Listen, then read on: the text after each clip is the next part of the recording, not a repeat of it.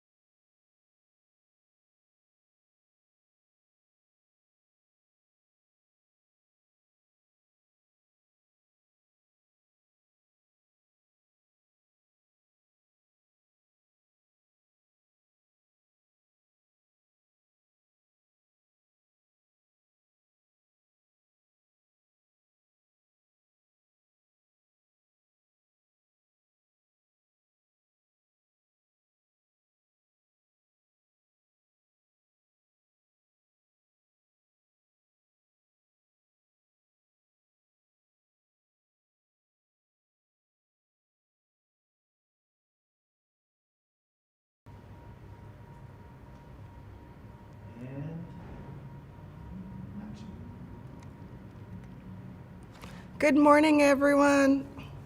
Welcome to our panel discussion. We are super excited to have everyone here. We'll go ahead and get started. I am going to start with brief introductions, and I want to give each of you an opportunity to tell a little bit more about yourselves and the organizations that you work for. So we'll start with Dr. Sherman, who comes from Fresno State. Good morning, Dr. Sherman. How are you? Good morning. Thank you for having me. As you said, I work at Fresno State. I'm in the Student Health and Counseling Center, where we provide counseling and other psychological services to all of our matriculated students here at Fresno State. To have you. We'll go to our next panelist. We have Christina Alejo, who is from the Fresno Center. Good morning, Christina. Good morning, everyone, and thank you as well for having me. At the Fresno Center, I run a program called the Holistic Cultural and Education Wellness Center. We are a program funded through the Department of Behavioral Health under Mental Health Services Act, and we provide prevention and early intervention services to traditionally underserved communities. Great. Thank you for the work that you do. Thanks, Christina. And we have our final panelist. Last but not least, we have Lori James from the Fresno County Department of Behavioral Health Perinatal Wellness Center. Good morning, Lori.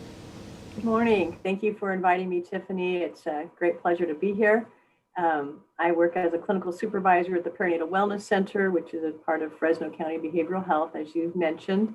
And we provide help and support for women who are pregnant and postpartum, as well as their families.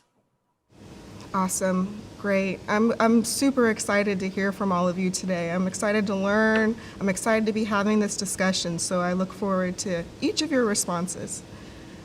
So let's just jump into it, shall we? Again, a reminder for everyone watching, feel free to put YouTube or on Facebook, put questions in the chat boxes. The first question that we want to start with, of course, is what does wellness and holistic health mean to each of you?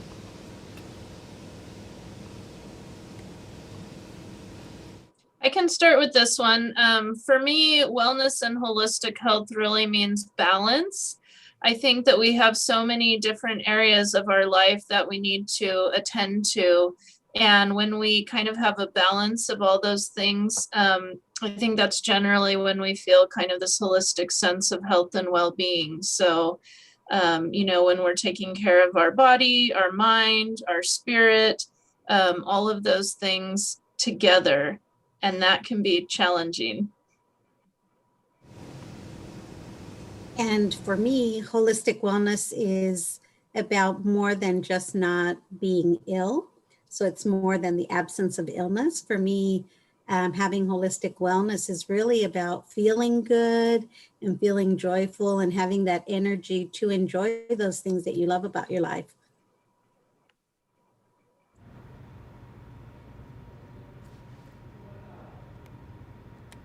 Lori, you're on mute. Unmuted. Okay, there we go. For me, it's really about taking care of and being in tune to your entire being, not just your physical body, but also your mind, your emotions, your spirit, and learning and experience how they are all interrelated, and not just focusing on one aspect of wellness, but really looking at that interrelationship and how they all work together for us to be well. I love the themes that are coming out of that. So we have balance, we have how everything is interrelated, and we have it's more than just sickness, right? Dr. Sherman had mentioned that there are challenges for promoting your wellness and having holistic health, and that's what we want to go into. What are some of the challenges that women experience as far as promoting their wellness and their holistic health?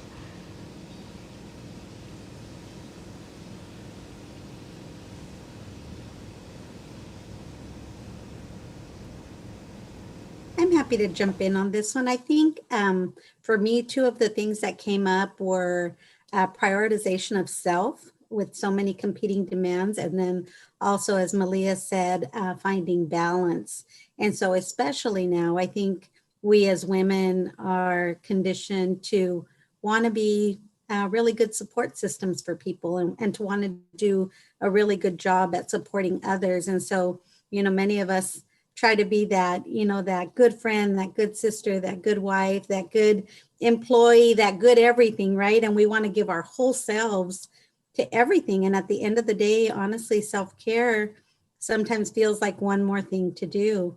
And I think that's where, we have to be aware that superwoman image that we all feel like we carry around is really unattainable.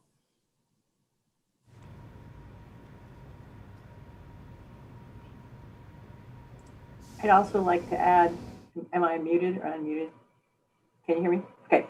That there's a temptation to succumb to false notions of wellness and recovery that might, to include managing stress, difficult emotions, challenging life circumstances. And, there's legitimate ways and illegitimate ways to kind of deal with that. And I think sometimes our popular culture promotes more of the illegitimate ways. And that's a challenge for women to maybe, self-medicate, numb their feelings, try to keep everything inside, and it impacts all of their being. The things we keep inside impact our physical wellness and everything else. So I think that's a big challenge. Yeah, and I think as Christina said, women tend to be the caretakers. And so on top of taking care of ourselves, we tend to feel the need to take care of everyone else. And that has really manifested itself during this pandemic because we've seen much higher rates of women leaving the workforce than men in order to care for children and families. And so that caretaking can take a tremendous toll on our health. And I think that's coupled with the fact that women often want to always be okay. When people ask us how we are, we say, I'm good, I'm okay, I've got this. We want to be able to balance all these things and be there for everybody. And we feel like if we show weakness, that we'll be letting others down, the ones that we care for. And so that can also complicate things because sometimes we're trying to keep up this exterior of being okay when we're really not okay. Absolutely, and that's something that we have seen not only with the pandemic, but I think that the issues that existed prior to the pandemic have just been exacerbated, right? And so we have seen that and just the different ways that it's impacting people. And so I just kind of want to focus in on that. How in your experience and each of your expertise, have you seen that that is impacting diverse women in different ways? Absolutely. Just to piggyback on what Malia was saying, at the Fresno Center, we have about 20 different supportive service programs. And through the Holistic Center, we serve about 2,000 to 3,000 people every month. The majority of those are adult women. And so what we see at the center is that oftentimes it is the women that are reaching out for support, the women that are trying to reach out and find information for their whole families, for their husbands, for people that they are trying to support. And so now during the pandemic, we see that even more in that we are working with many low literacy populations, and still many women are feeling the burden to, how do I inform myself for my whole family? Do I advise my family or not to get the shot? How do I get food resources for my family? How do I connect them with, helping them to get their housing paid for, or how do I keep people from getting evicted? There's all of these layers of caretaking that are just exponentially heavy right now, particularly in communities of color, particularly in areas that are exacerbated by poverty. We see a lot of the systemic racism at play, a lot of the hate crimes that are happening, all of these layers of just stress that don't have the normal outlets that we usually do, right? We can't just go over and hang out with our friends right now or our family members or get that great big bear hug that's going to make some of that tension just melt away. And so we really are in a very high stress situation that I'm sure we're seeing at the level of treatment as well. Yeah, I agree.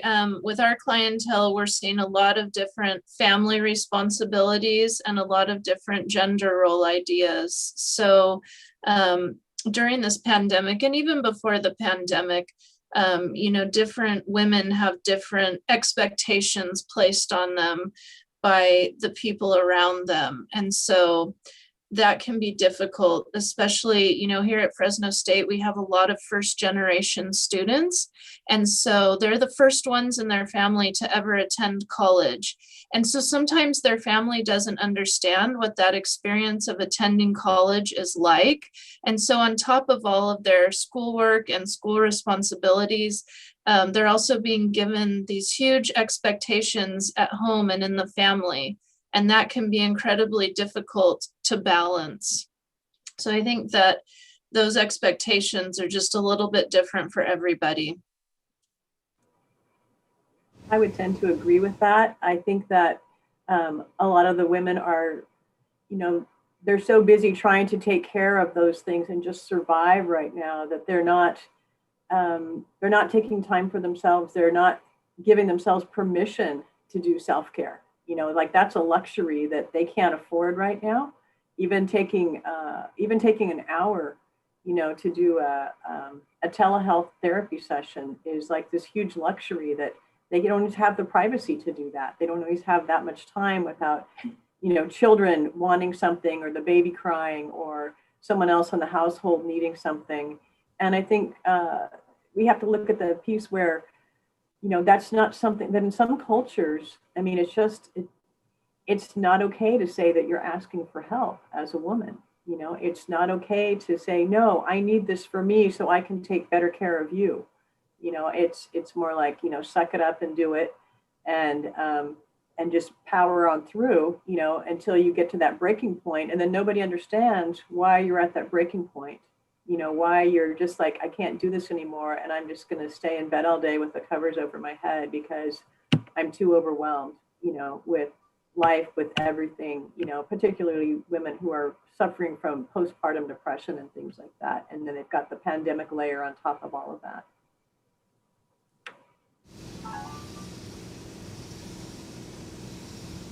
Well, and I think for some folks as well, for some women that are in the workforce and that are working in jobs that are considered essential jobs, sometimes there's also the fear that they may lose their jobs if they take time off, or they're not able to quote unquote carry the workload, that they may be jeopardizing their jobs. And, you know, in this pandemic and this uncertain financial times, people are not willing to take that risk oftentimes.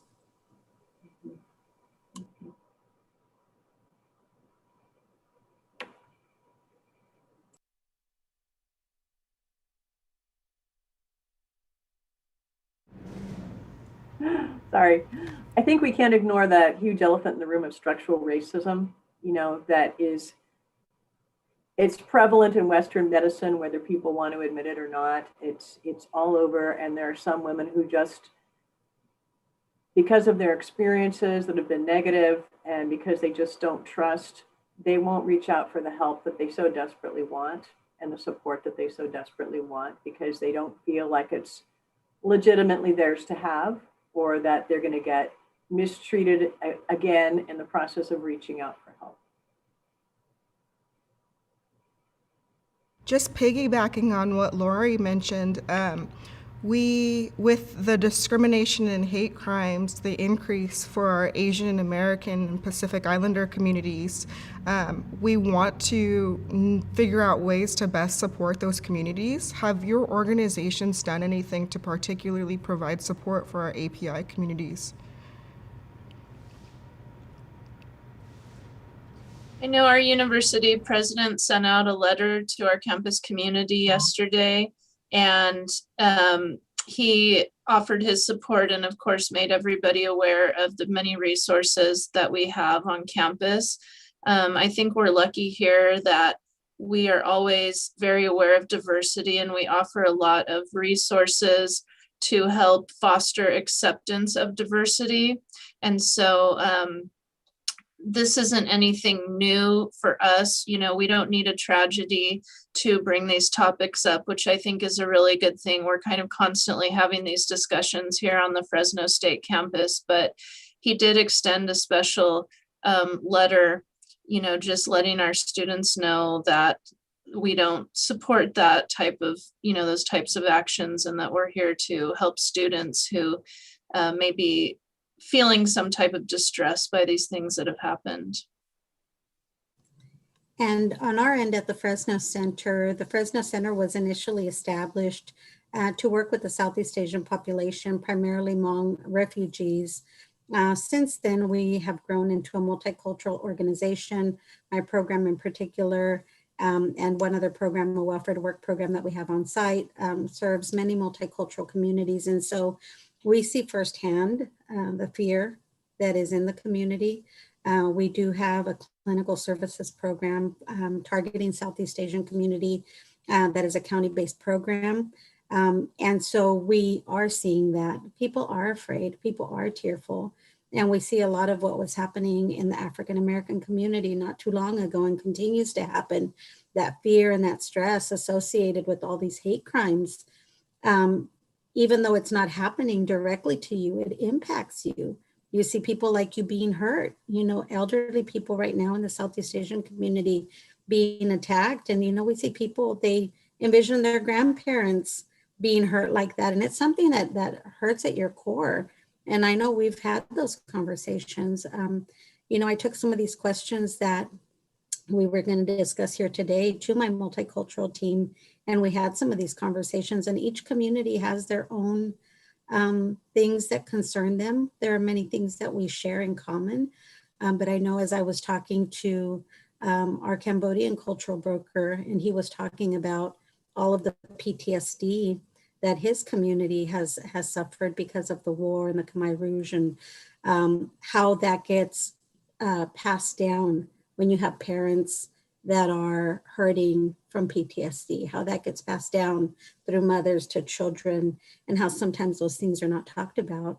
And we see that unfortunately. A few years ago, I was hopeful that all of these racist practices were getting better and better, but unfortunately recent events have highlighted that we still have a lot of room to grow.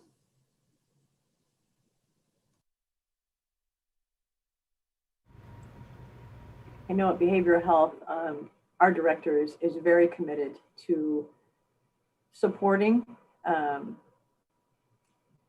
community in every way possible. There was a letter that she sent out yesterday that really, really looking at and just saying how committed so many of the leaders in our community, but in California as well, are committed to not advancing racism and hate and any of those things. And it's just going to take a lot of people coming together to say, no, this is not how we want to be as a community and a society, and trying to find ways to be connected instead of finding ways that we're different and better and punishing those who aren't like us and hurting them in ways like that. And I know we've gone through a lot of cultural sensitivity and diversity training here at Behavioral Health as well.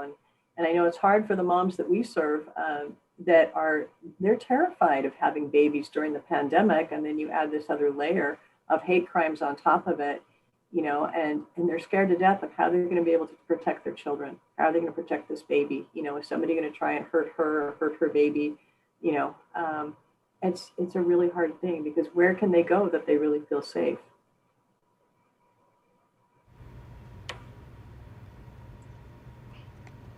I think each of you have really highlighted how specifically systemic racism isn't new, but it's been exacerbated by the pandemic, right? And so now we're facing these issues twofold. And so it's really kind of been like a double pandemic in that this racial crisis, for those of us who have experienced racism regularly, it's not new to us, but it's really difficult to see in isolation. I'm at home by myself, right? And so I know that this is something that has impacted the wellness and mental health and holistic health of a lot of individuals throughout the pandemic. And so I wonder if this is something that you all think that has been a challenge throughout history, or are these challenges different? Or is this something that's new? I know this is the first time I've personally experienced a pandemic, but I wonder if the challenges for meeting our wellness and holistic health are new, or how have they been different throughout history?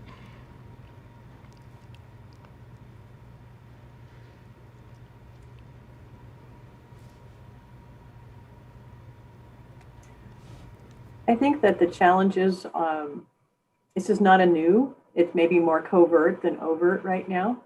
But I think when you look at, you know, we have some advantages of being able to have things like telehealth and be able to provide support through electronic means when we can't meet in person. But I think it's changing and impacting families, like families that may have been less connected because they were more connected to their electronics than each other, have kind of been forced to be together more than they wanted to be and figure out how to be a family and how to do life together without just being like living under one roof, but maybe being closer and more connected to friends or other relatives or other people like that. And so I think it's a different kind of challenge. And I think when people get in survival mode, they can either be kind or they can be mean. You know, and we've seen both ends of that, you know, across the pandemic, across the world.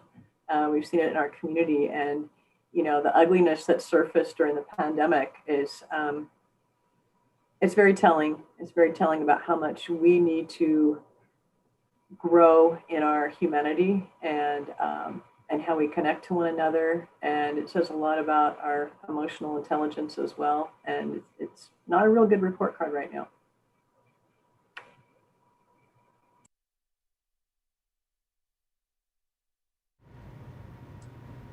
Yeah, I do feel like a lot of the things that Lori just mentioned come from the fact that we have never encountered this specific situation that we've been dealing with this year, this pandemic. And so I think that uncertainty is very hard for us as humans to deal with.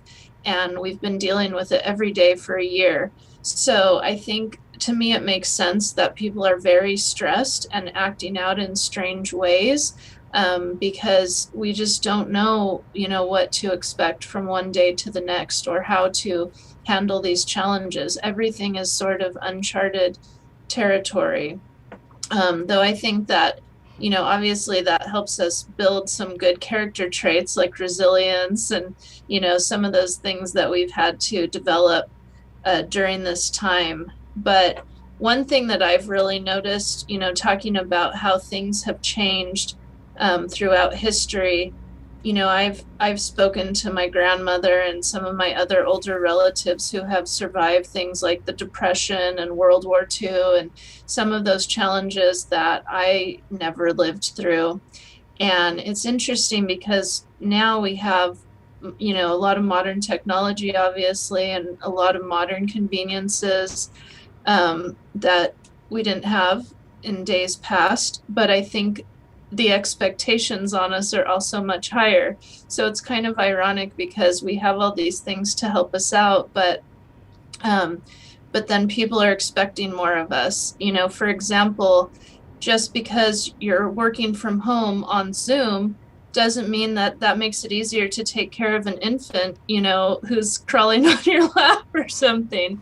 And yet there's been that expectation there this year.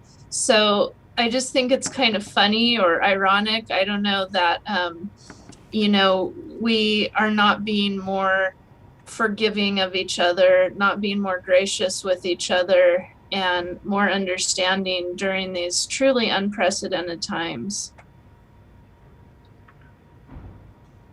And to piggyback on that a little bit, I think, and tying it both into what Lori and Malia are saying, on the one hand, something like a pandemic, it's offered us, although it's horrific, it's offered us many opportunities to center ourselves again around what really matters, around caring for people, right? Reminding us that we're all in this together, reminding us that life is fragile, reminding us that we can do things differently. We don't have to get in those traffic jams every day and drive to the office and be away from our families. There are more ways and more creative ways that we can get things done, right? And if we have our help, we're really fortunate, right? And it reminds us. And I think it also has the ability to make us more empathetic human beings. I think this level of uncertainty that many people are experiencing for the first time, particularly people who may be very well off, have very stable jobs, very safe living situations. I think it's a good reality check about how a lot of people in the world don't have that. A lot of people in the world live in very dangerous areas. They don't have that ongoing sense of safety and security. They don't have the comfort of knowing where their next meal will come from or whether they're going to be able to pay their rent. So it's a different type of uncertainty, but it creates stress nonetheless. So I hope that serves to just make us more empathetic across the board. I love that reframe because it's all about a strength-based approach, right? It's really an opportunity for us to learn and grow and become better as a society. And that is absolutely how we want to see everything. And from the full picture, we have to see both the deficits and the opportunities for growth. And so we really want to focus now on the strengths of women, because we know that there are opportunities for us to have challenges, but what are those strengths, the experiences of women?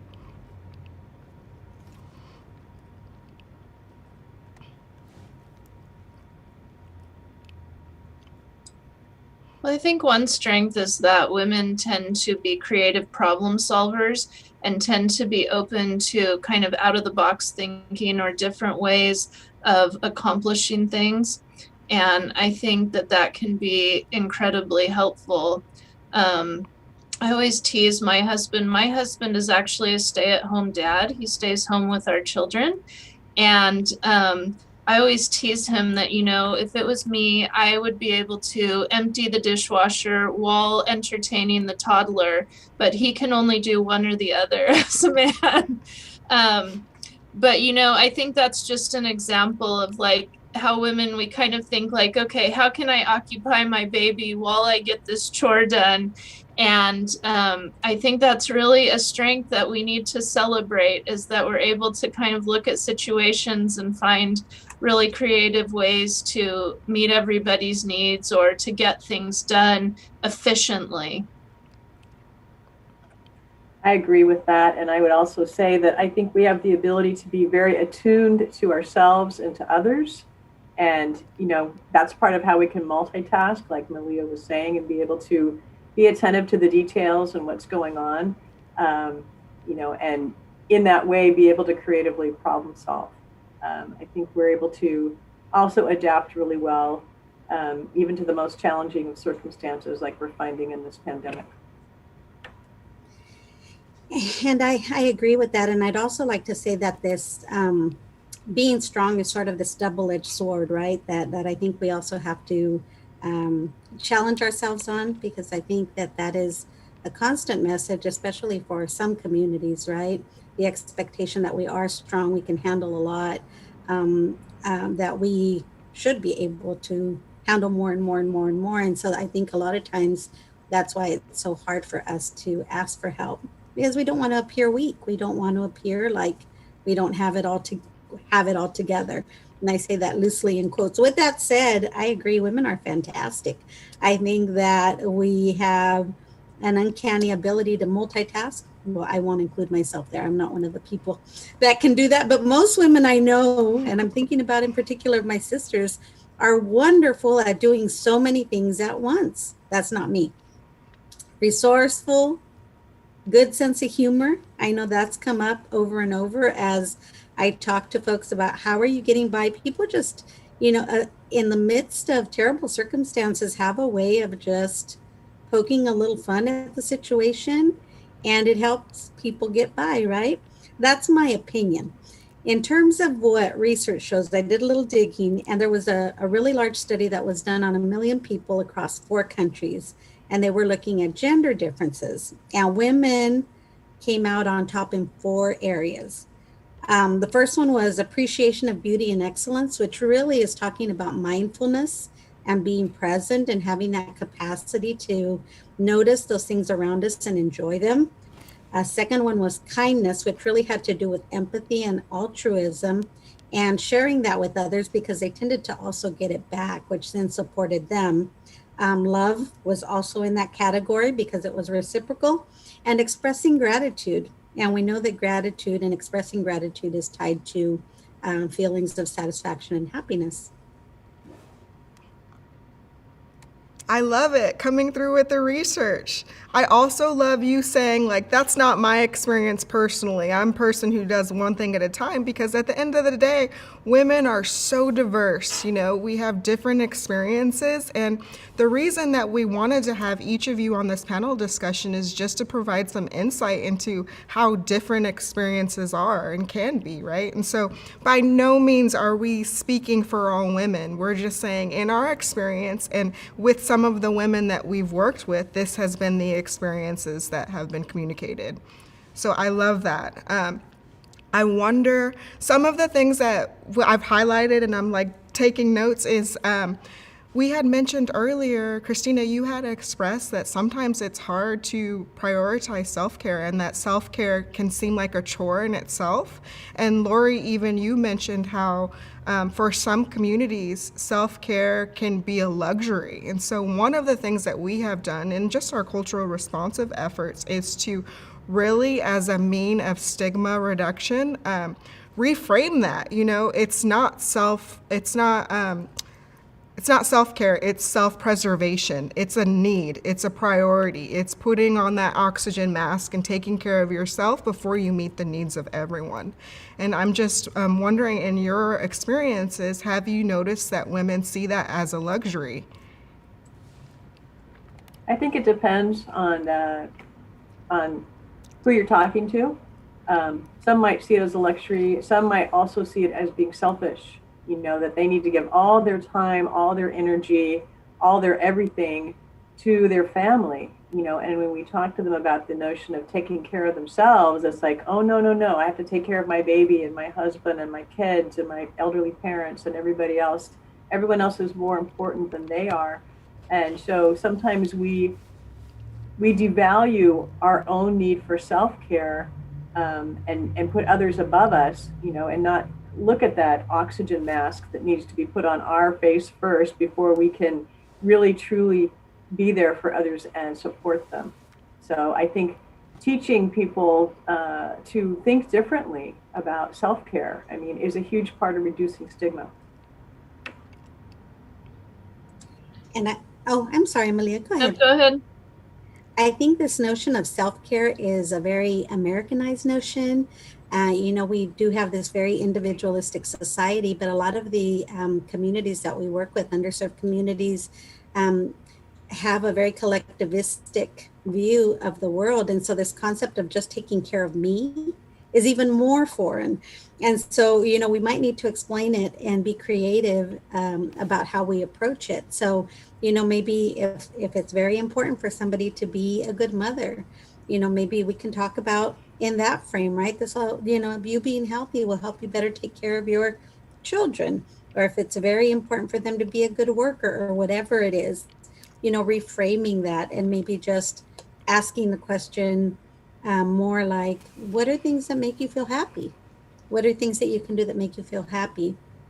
And just sort of changing the language around that a little bit. Yeah, I'm so glad that you used the oxygen mask analogy, because we find ourselves here at Fresno State using that daily so many times. We have so many students with just crazy things on their plate. They're trying to go to school, they're trying to choose a future career, they're trying to be a family member, they're trying to find a romantic partner, all these things on their plate at once. And so, of course, self-care is very, very difficult.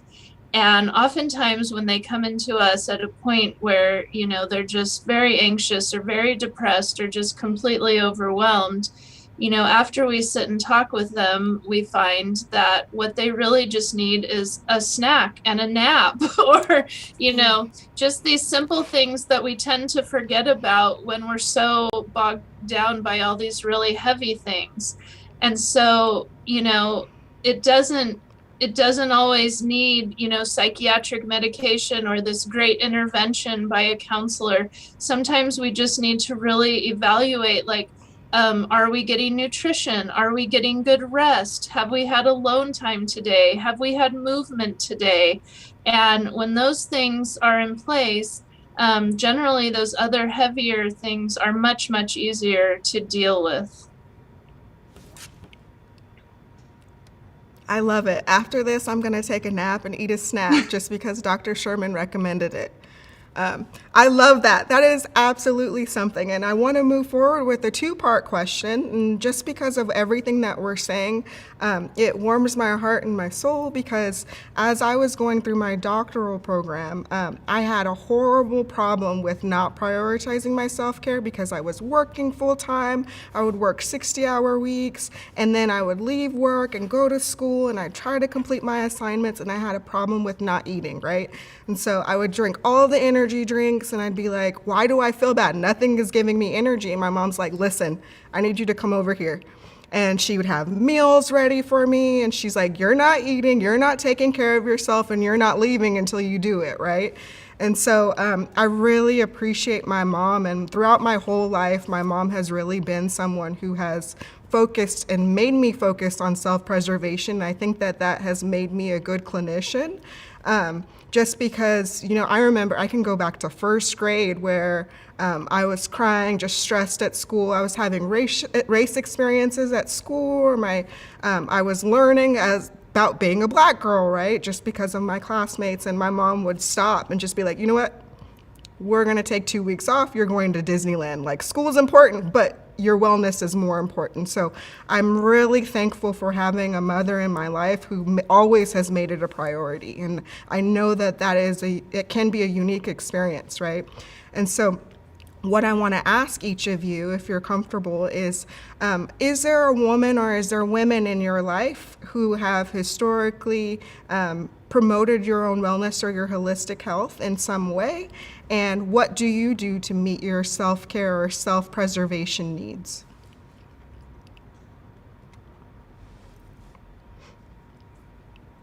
I think for me, in addition to my mom, I've had some older women mentors in my life through graduate school and other phases of my life, and even a spiritual director who, they're checking in, they're asking the hard questions, they're, are you doing self-care?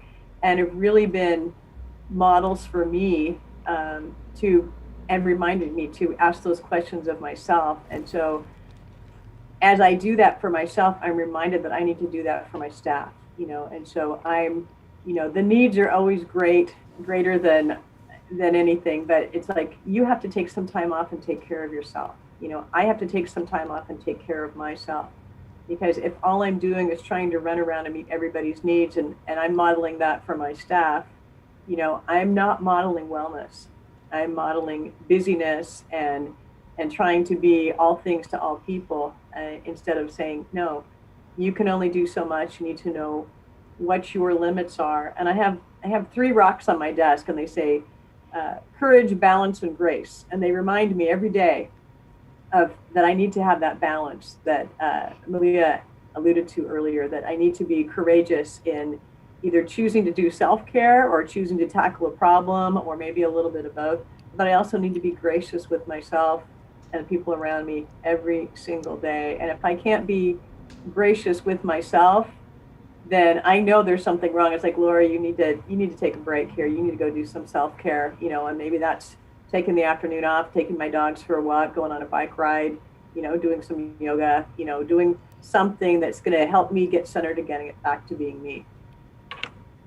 So I'm grateful. I'm grateful for the mentors. I'm grateful for my mom, who's very nutrition and health conscious, and he's always giving me good advice about stuff like that, to help me stay on top of things. And for people saying, Lori, make sure you get enough sleep.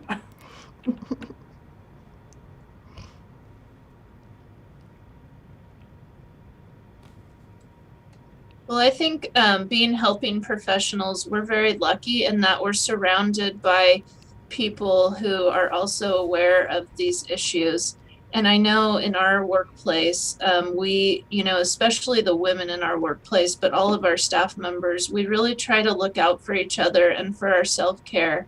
And we can tell when somebody's starting to get burnt out. We can see these little signs. And so we've become very good at just saying, hey, do you need to schedule a day off? Is it about time? Or, or sometimes at the end of the day, hey, do you need to go get an ice cream? Because we know that that's their thing or whatever. So I think I've been very lucky to be surrounded by other helping professionals, and especially women who look out for each other and encourage each other to have good self-care so that we can be present for other people and still be helping other people. So that's something that's been incredibly helpful to me. We have actually, in the last couple of years here in our workplace, we've actually started getting together at the beginning of the calendar year and scheduling out days off through the whole year, because we've learned that if we don't schedule those things, work creeps up on us, and we find ourselves at a point where our schedule's just completely full for weeks and weeks and weeks, and it becomes very hard to take a day off. So that's something that we've done together as a group to help our self-care, is, really figure out, like, okay, when are you going on vacation? When am I going on vacation? I know here, this time of the year is usually a burnout time, so I'm going to schedule some days off at that point. So we're really, we really think ahead about those things. And for me, I'd say my healthcare role model would have to be my mother. She was always someone who had a really great sense of humor, really was able to enjoy life in all aspects. She was somebody who would, see an ant on the ground and go, look at the little ant, look what it's carrying, just that ability to be present and mindful and find joy, that childlike joy. Was something that I feel like I inherited, and I love it. It helps me live a very peaceful life, a very faith-based life, which also helps me deal with a very high level of stress. My current support system are my sisters and my team. And It's wonderful to be surrounded, like Malia was saying, by helping professionals. As people providing care for others, the burden gets heavy sometimes. And I tell the team that's okay. Like now, a lot of our staff meetings, we meet twice a week and we spend a lot of time doing team building and supporting because, you know, even if we try to leave those things at the office, theoretically, right? You can only hear about so many people losing their mothers, losing their fathers, people have COVID, people are, you know, being evicted from housing. And on a human level, you empathize. And, you know, sometimes it brings staff to tears, you know, and that's a very human side of what we do. And so I tell them it's okay. It's okay to talk about these things. It's okay to have bad days. As long as we don't all have them at the same time, right?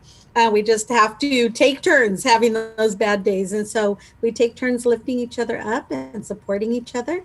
And we, part of what we've incorporated into our team, and I tell them, you know, anytime you feel like you can't do it, it's okay. You know, we're in the middle of a pandemic. You're in a pandemic too. You know, just send me a text, send me an email, tell me I need a mental health day. No other explanations needed. And so that's something that I'm trying to do for myself. And it's something that I'm trying to do for my team. And I think it just gives people that, you know, permission that it's okay to step back and do those things that bring you joy, that fill you back up. You know, what is that? Is it taking a walk with your puppy? Is it going and having some ice cream? Is it, you know, turning on some, as one of my staff likes to do, turning on some Matlock and going back to the good old days, right? What is it that is going to just help you feel settled and together? For me personally, it's waking up early. It's putting on some nice music, writing in my journal, or reading my Bible. And if I get those things, if I get started with those things, I just feel like it adds a sense of peace to my day. Like I've prioritized those things that matter to me, and now I can move forward with my day. I just have to quickly add some quick gratitude to each of you because it really does, for someone like even me, and I don't work hand in hand with each of you, but hearing how you prioritize your mental health and how you're taking time off, it gives me permission to do the same, right? It makes it okay for me. So I have to express gratitude for each of you because even modeling that, it shows me how I can be the best version of myself, you know, especially when I see leaders like you all doing it. So I appreciate you all doing that so much. We do have a quick question in the chat that I want to go to before we move forward. We have someone who is asking, I am a person in my mid-40s and I'm going through premenopause. What recommendations do you have when mood swings start acting up?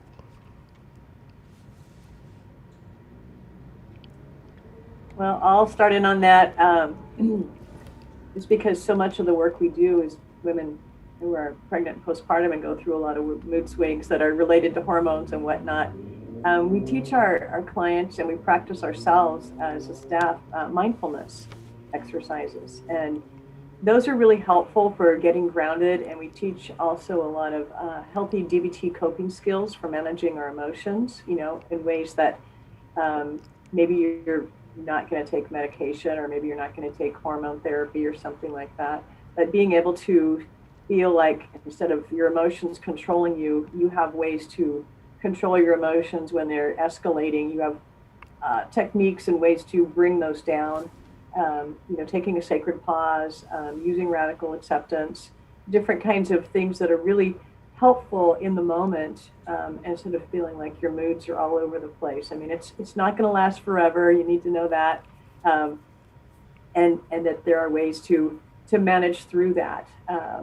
But also having people in your life that really understand what you're going through and are supportive of you and not trying to give you a hard time if you don't seem like you're yourself and you're more emotionally reactive, or you have a lot of mood swings that just you're uncomfortable with and they are uncomfortable with too, being able to talk about that and not feel like you have to just suck it up and deal with it all by yourself.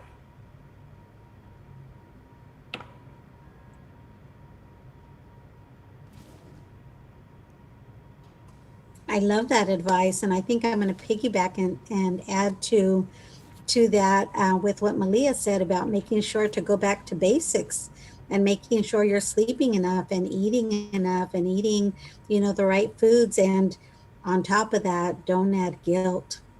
Don't add guilt for not feeling well.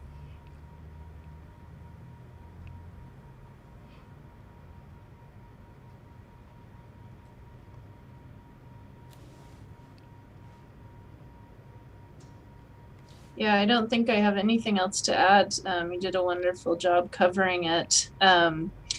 The only thing that kind of brought to mind the term mood swings for me, especially during the pandemic, is I've been really trying to emphasize to everyone that it is important, I think, to have a little bit of alone time each day. I know, we're stuck in our homes with our families, and sometimes that's really hard, but sometimes even going in a room by yourself for just a little bit can be really, really helpful. And just feeling a little bit more balanced, because it is hard to be inside with the same people all day, every day. And I know even for my children, I have two really young boys. We found during the pandemic that when they start getting at each other, arguing or squabbling, that we find ways for them to do alone activities for a little bit, and that really helps them in their relationship and their mood. So that's kind of my big piece of advice to everybody during the pandemic, is just find a way to have a little bit of alone time each day. And that's so interesting, and I agree. And I'm thinking about, for communities where we tend to live lots of people in a home, large families, the hardest part of this is a lot of times being alone, right? Is not having that, we get used to having that little murmur of noise all the time around us. And it's sort of the other side of that coin. Thank you all so much. I think those recommendations are great. And I just want to kind of normalize to expect mood swings. It's going to happen. It's part of the experience, right? I think that a lot of times any kind of bad mood seems aversive to us, but sometimes those moods are telling you something. It's your body communicating that you're uncomfortable with something or something else is going on. So I just want to encourage everyone to, like Lori said, there's some radical acceptance, right? What is this feeling telling me? And just kind of hone on it. It's okay if it's uncomfortable, and just be aware. Sometimes it might mean I need to reach out, If I can't figure it out on my own, maybe I need to have someone else help me. And it doesn't have to be a mental health professional. It could be mom, it could be sister, it can be friend that I feel comfortable with. And so I just kind of want to highlight that it doesn't mean anything is wrong with us. In fact, it's supposed to happen. We're supposed to have feelings, passionate feelings. And so I just kind of wanted to insert that a little bit. What kinds of things, in the spirit of talking about mood swings, I kind of want to go back to the services each of your organizations offer. Who is eligible for those services? What are those services? And how would a person access those services?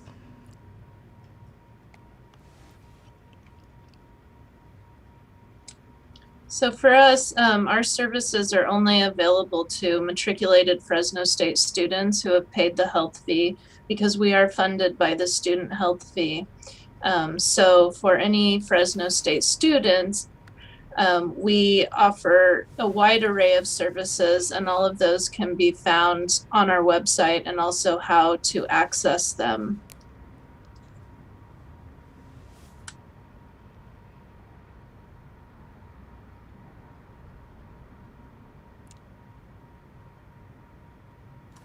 I can go next. So under the Fresno Center, as I mentioned, there are several different supportive services offered. Most of them are funded either locally, regionally, or statewide. We offer largely free services to the community. Depending on the program that you're trying to access, there may be different criteria. So I'll speak specifically to the Holistic Cultural and Educational Wellness Center, which is my program. There's no criteria for accessing any of our services. So we offer primarily education, linkage, and referral services. Our services are focused on prevention and early intervention. We do lots of educational activities. We have about 100 or so activities per month, focused around different language support groups, different types of mindful body movement. So we have free dance classes, we have yoga classes, meditation, all accessible either on our YouTube channel or on our Facebook page. So we do lots of Facebook Live. What we do is we keep videos on our respective pages for about a week. That way, if you don't get to access the live session, you can always go back to it later. And you can find us under Holistic Cultural and Education Wellness Center, Facebook. All of our events are promoted there. We also have some opportunities for cross-cultural workshops if you're interested in learning more about different cultural groups. Complementary healer workshops where we talk about practices that you can use in addition to Western medicine or mental health services. We also offer those free to community. And then we also offer mental health first aid. Also free.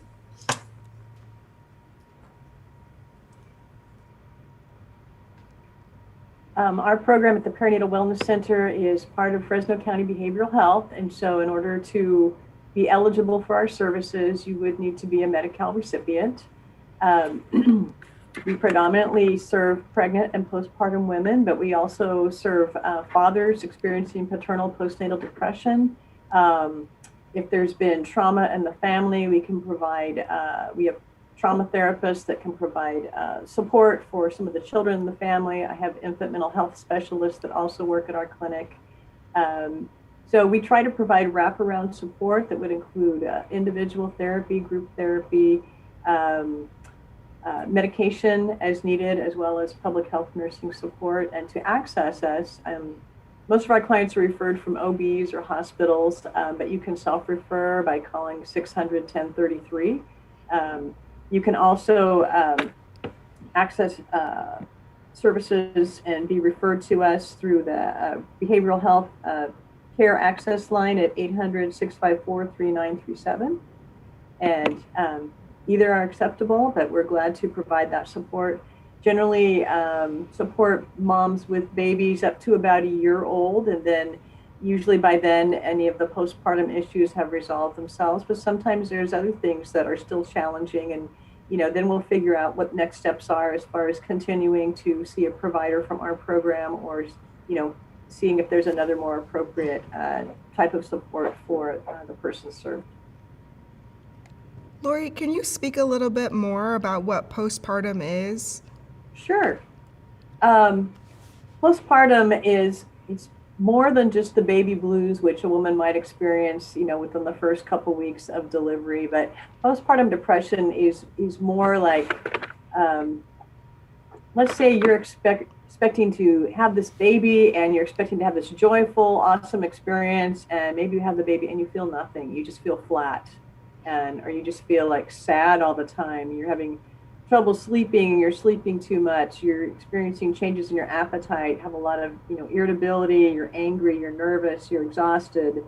You're not even able to enjoy life or enjoy your baby. You might be crying uncontrollably, feeling guilty, worthless, hopeless, have trouble concentrating, or having feelings of being a bad mother, or thoughts of harming yourself or your baby. I mean, all those things can be a part of postpartum depression depending on the severity of it, but it's really that you're not able to enjoy who you are as a mom and the relationship that you have with this new baby, and feel that, wow, here's this new little person I just gave birth to, and I can't even enjoy her, and I don't know why, and so that ongoing struggle, and some women will ask for support right away, and some will go for months before they even say, I think I might need some support, I might need some help, so that's really kind of the difference of the hormonal changes after those first 2 weeks when a woman gives birth, and something that lingers longer. Thank you so much. I actually am learning something new. I didn't even know that it could impact fathers in the same way. Paternal postnatal depression looks different as far as symptoms. It might look more like increased anger or conflict in men, frustration, irritability, violent behavior, feeling discouraged, loss of interest in work, hobbies, or sex, problems with concentration and motivation, experiencing conflicting thoughts and unrealistic expectations of oneself as a man or a father, maybe thoughts of suicide or harming others. And so it's a very real thing, not as prevalent as like postpartum depression, or at least not acknowledged as much among fathers, but we're trying to get the word out. One of my other roles is serving as a co-chair of the Maternal Wellness Coalition here in Fresno County. And one of the things we hope to promote this year is more about dad's wellness and that dads matter. So trying to get the word out, trying to let them know that help is available. There's online support groups as well as support from our clinic as well. Thank you so much. I know as part of our ongoing cultural responsiveness efforts, one of the things that we're always doing is trying to provide education and awareness about how different cultural aspects impact our mental health. And one of the things that always comes up, especially with stigma reduction, is implicit bias. And I know how relevant that is to maternal mental health. And so I know that particularly for the Black community, Black maternal mental health has been impacted by implicit bias, and that a lot of Black mothers aren't getting their needs met during delivery or during their pregnancy because of these implicit biases that practitioners have about the Black mother, right? And so I wonder how implicit bias has impacted the women in each of your experiences.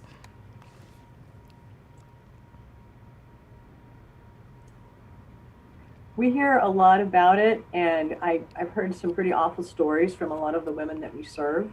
As a result, building those trusting relationships of support takes a lot of work. We work quite closely with the Black Infant Health Program and supporting one another. They support us, we support them, and trying to support these women of color. But there's so much implicit bias out there, and without ongoing education, people just aren't even aware. You know, and I'm grateful to the county for all the education they have been giving to myself and my staff and other programs, you know, so that we can be more aware, you know, that I can be more aware when I'm working with my staff and when I'm working with women of color, and how can I better support them and meet their needs and not accidentally participate in microaggressions and things like that. You know, that awareness, you know, understanding their particular story, their particular journey. And even though it's different from mine, not letting my implicit bias overlay how I interact with them. It's huge.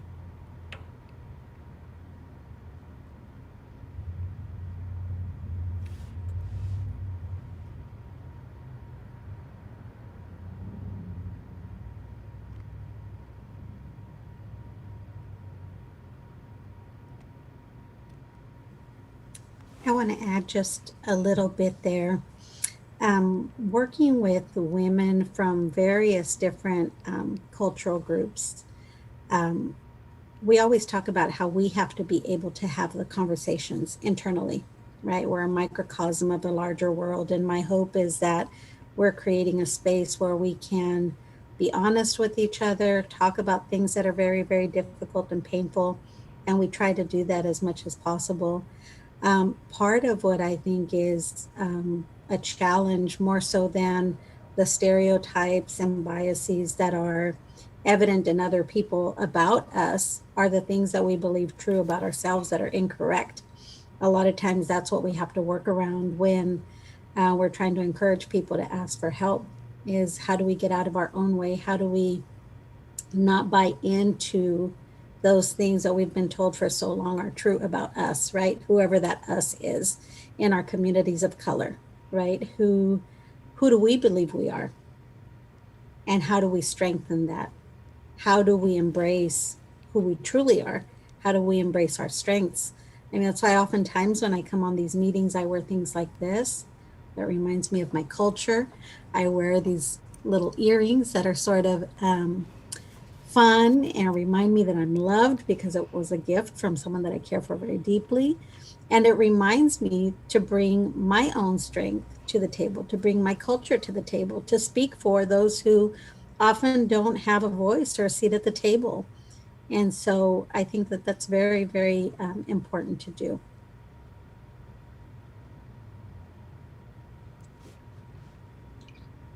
Well, working at the university, you know, we are a very diverse university, especially compared to some of the other CSUs, which I think is really exciting and I think provides a really good environment for our students.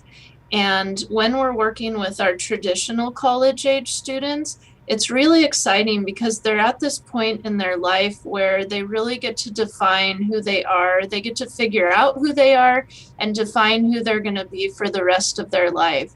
So it's really exciting to talk with them and hear all about their experiences up to this point and the experiences of their family members who came before them, and how they're going to take all that and process it and decide where they want to go from here and who they want to be.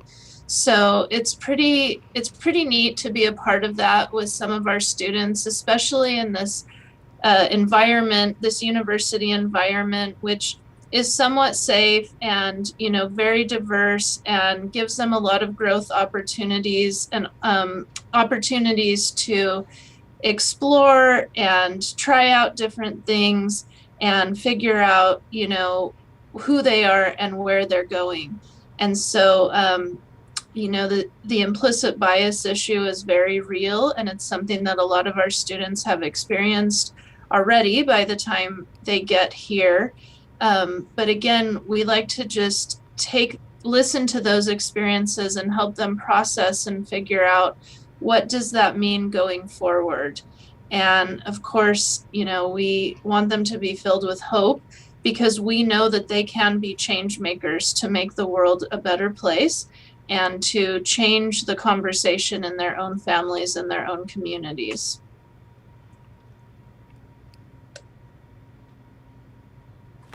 I think two things that I've seen that I'm reminded of as I'm on this call with you all are two very important things. One is at Fresno State. I remember being a student there prior to a concerted effort of making sure that diversity was acknowledged and was visible. And I remember a couple of years ago going on campus and how odd and at the same time how wonderful it was to see all of the different flags that were put up that now had student faces that reflected me and other people that I had not seen there before.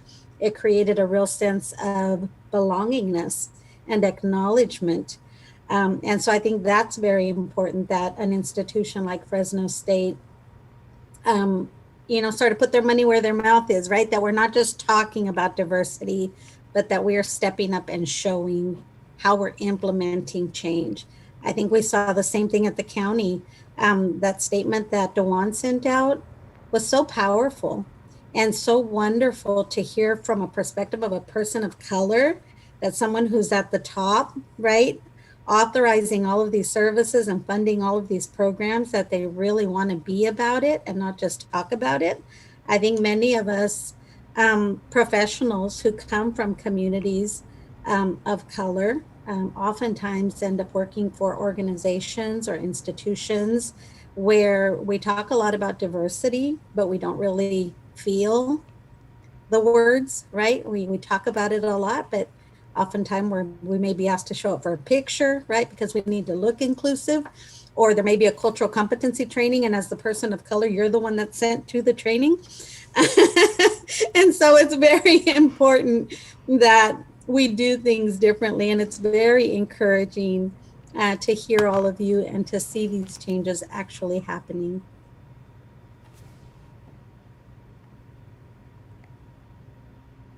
I totally agree in that this is why it's so important for us to acknowledge the things that are going on. And My job as the Diversity Services Coordinator for Fresno County Department of Behavioral Health is to be both proactive and reactive, right? And so we couldn't have predicted that the discrimination and hate crimes were going to be happening right now, but we have to respond to it. We have to provide support to our community members, right? And so I think that there is a nuance in understanding how to be the person that you're working with needs at that time, right? And so I wonder if there's any recommendations that you all have for working with diverse women, both in a one-on-one setting and in groups. You know, how can we be the person that we need them to be?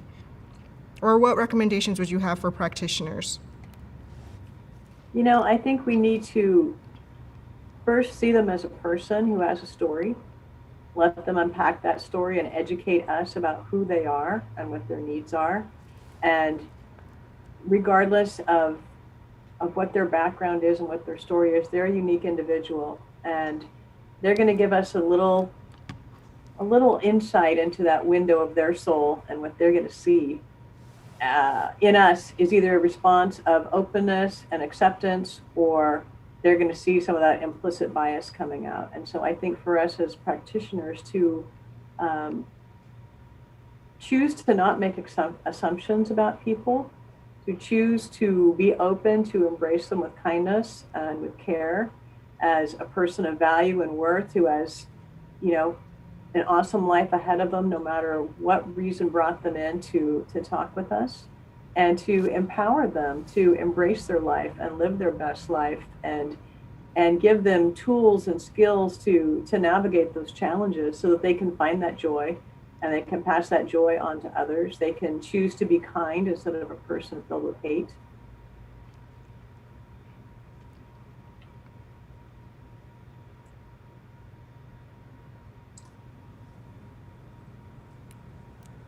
I think it's really important, again, as helping professionals, that we are able to love our clients, that we're able to genuinely care about their well-being. And as Lori said, you know, hear their story. Everybody has a story to share, and that's so important, to provide space for that story to come out and to be heard. And the one thing that I've found that everybody in the whole world wants is more peace. And so I found that to be a really unifying factor when I am doing therapy, is to look at the person in front of me and just find out, how could they have more peace in their life? What is, you know, standing in the way, or what needs to be done differently for them to have more peace? Because ultimately, that's what we all wish for, no matter our life circumstance. And so I think, you know, finding a common goal to work towards can really be helpful in bringing together a diverse group, or people of different backgrounds who may feel that they don't have anything in common, or they're having a hard time relating to each other. You know, finding that common goal of just bringing about more peace in our daily existence can really be helpful. I think it's all been covered. That was wonderful. Thank you all for that. I feel right now like I'm challenging myself to push a little bit, because I think a lot of times when we are in helping professions, we've got all the answers, right? We know what it takes for people to be well. And, you know, we know what they need to do. You know, if they would just do these 3 things or these 4 things, you know, then everything would be great. And these are the sorts of goals that folks should strive for to be successful. So I think I'm gonna take the opposite side right now and say part of working with any diverse community is respecting that what they interpret as success, or what they feel is success or happiness, or the goals that they may set for themselves. I think that element of success, of respect, has to be there. And that the Rogerian side of me says that unconditional positive regard has to be there, that I think at our core, we all want to be valued and accepted exactly as we are. And that means different things for different people. And so I think if we just approach people as people first, and just assume we know nothing about them and let them educate us about who they are. I think that, approaching it like a blank slate rather than some sort of pre-assigned infrastructure, I think we can get to know people on a much deeper level. I think too, just coming alongside people, just walking alongside them through whatever is going on in their lives at that moment, not trying to tell them how to get through it, but trying to just be there, support them, empower them to move through that particular part of their life, whether they're struggling with postpartum depression or they're going through a divorce or they're dealing with domestic violence, that helping them love themselves and care for themselves in the same way that we're caring for them as helping professionals, and they can see themselves as a person of value and worth, and then giving them the tools so that they don't need to depend on me to come alongside them for the rest of their life, but I'm giving them something that they can use to care for themselves and be empowered and walk through life, and also pass those things on to their kids. I love that. And I love these recommendations because it's something that at the end of the day, we're trying to learn and grow, right? And I know that for me as a clinician, and surprising, I've always been much more of a logical person rather than an emotional one. But I would say that the thing that has always binded me and made me feel more connected to the individuals that I work with is the feeling. I may not be able to empathize with that experience, but I can definitely empathize with that feeling that you're experiencing right now. And I try to stay there with them. And so that has been something, in addition to the whole person approach, like each of you are recommending, figuring out how that person views different things like wellness, healing, all of those things, and allowing them to lead the conversation has been beneficial for me. And so I appreciate each of your recommendations, and I kind of just want to circle back and end the conversation with, what recommendations would you have for a person who is debating on seeking additional help?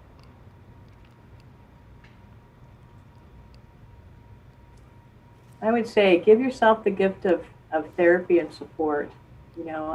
If you're feeling, that kind of attunement to yourself where it's like, I really just can't navigate through this by myself, give yourself that gift of bringing along someone beside you to help you navigate through, so that you're not trying to do it by yourself. And then if you keep trying and failing, you're not beating yourself up for doing that. But think of it as a gift, just like if you had a broken leg, you're not going to try to fix it all by yourself and possibly get gangrene. You're going to go to the doctor and have them put it in a cast for you and let it heal appropriately, and then go to physical therapy afterwards to regain the use of your leg. So be kind to yourself. Give yourself that gift.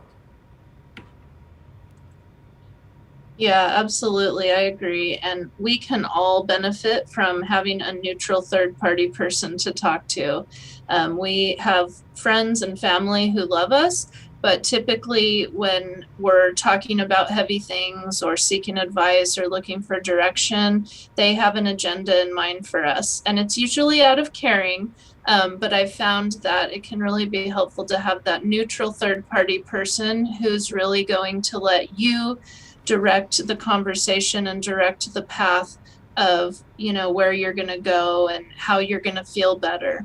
And so I think, as Lori said, that's really a gift that you can give to yourself, to bring in a good therapist or counselor who can just listen and guide that discussion.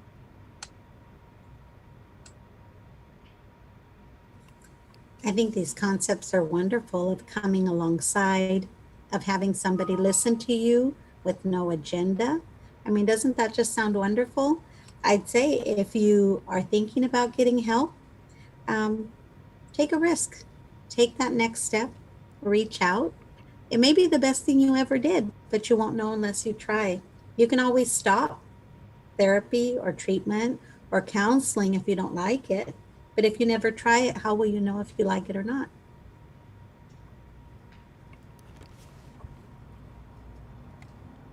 Thank you so much. I think that those are valuable words of wisdom. and I appreciate each of you so much for this conversation. I do want to open the floor if there's anything that you want to promote or if there's any recommendations that you have. Of course, we're going to put in some recommendations for attending our Cultural Humility Committee that happens the first Thursday of each month. If anybody is interested in that, they can learn more by going to our website at dbhequity.org. The information is there, but I wanted to open it up to our panelists. Do each of you have anything to promote or to highlight? Now is the opportunity to say so.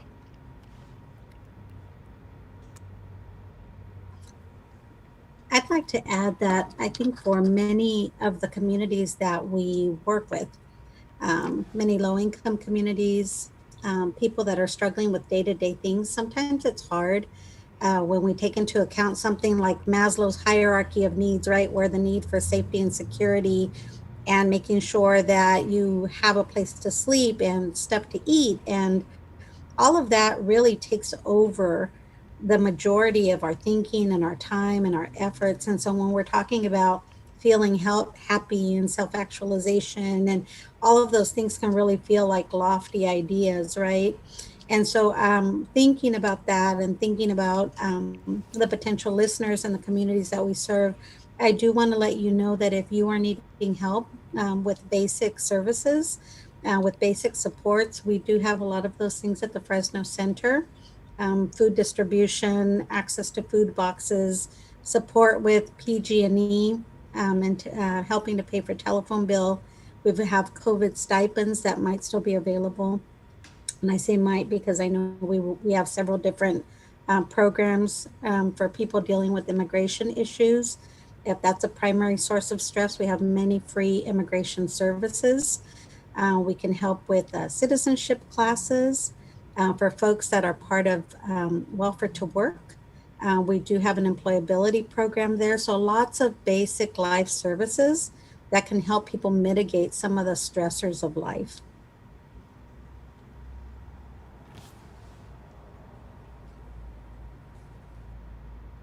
Thank you so much, Christina. Those are amazing resources I think would be super valuable for members of our community. Dr. Sherman or Lori, do each of you have anything to add? Well, our program at Perinatal Wellness Center is more of a specialty mental health program that focuses on prevention and intervention, but we are doing everything we can to try to wrap our arms around the moms in the community and dads in the community and their kiddos. And we just, if you need help and support, we just welcome that. And I'm welcome for you to call us or to reach out to your OB or primary care physician and say, hey, I think I could use some more support. Can you write me a referral? I mean, either way is fine. But we're there for you. And some of the work that I've done on Maternal Wellness Coalition is we've really worked to train more providers beyond just our program. So there are private practice providers out there that focus on maternal wellness and maternal mental health. So we're really trying to continue to promote that and get more people actively involved and actively trained in providing those specialty mental health services. Also coming up in May is Maternal Mental Health Awareness Month, and so there'll be some different things that are coming out, probably from DBH and some other places around town, promoting that dads matter, promoting that moms matter, and those kinds of things. And so just really wanting to be available to the community so that they can feel good about who they are as moms and dads, and providing the best nurture and care they can for those new little babies and their other children out there. Thank you so much, Lori. I appreciate you and the work that you do.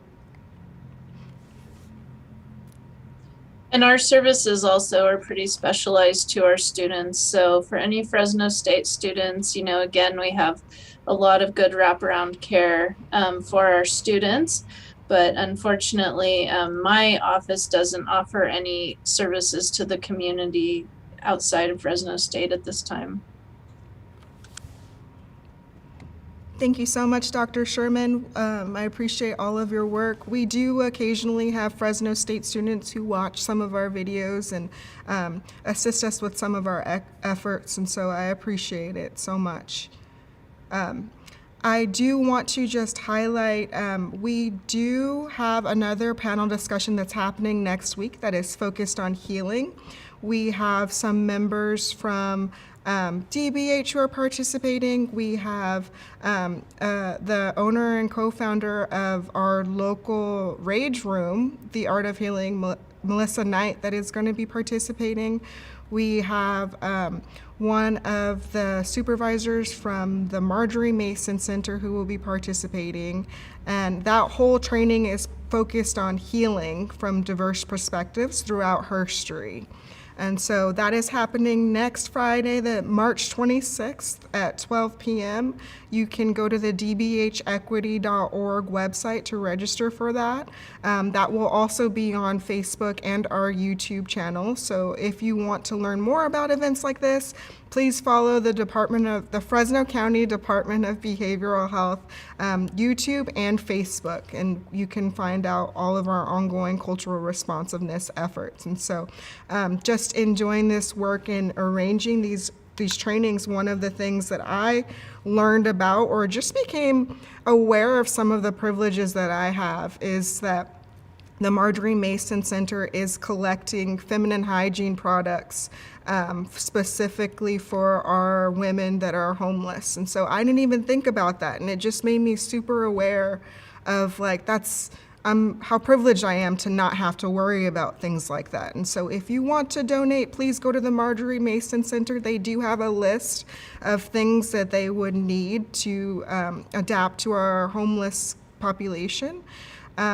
We also have, they have different COVID restrictions that are happening right now, so I want you to go to their website just to figure it out. They also have an event that's coming up for Marjorie Mason's birthday on the 25th, and you can go to their website to find more information about that. But again, if you want to find out about our ongoing cultural responsive efforts, I'm going to keep saying it, go to our dbhequity.org website, and you can find different cultural response efforts that we have. We also have some tools on addressing microaggressions and disrupting them. We have our Raven tool, and that gives you a step-by-step instructional layout on how to disrupt microaggressions that you hear, experience, or just witness. And so I definitely recommend practicing that. It's always going to be beneficial. It's a way to support our diverse communities.